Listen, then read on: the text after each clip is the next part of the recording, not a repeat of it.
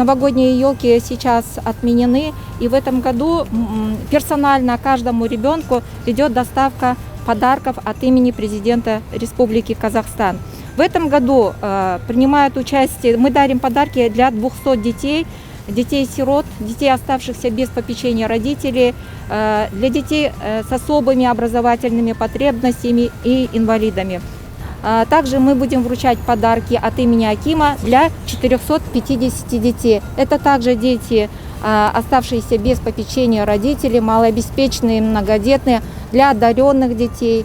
То есть они получат также сладкие подарки, получат развивающие игрушки и сертификат на 50 тысяч тенге в магазине Орчестра. Енді биылғы жаңа жыл өткен жылғылардан ерекшелігі, оны барша дүние жүзі білет деп айтуға болады. Көп адамдар шоғырлануға болмайды, көп адамдарды жинауға болмайды қазіргі таңда. Сондықтан да біз биылғы жылы дәстүрлі түрде шыршаның қасында барша Қазақстанның бүлдіршіндерін ескерусіз қалдырмай, Нұр-Сұлтан қаласы оқушылар сарайы атынан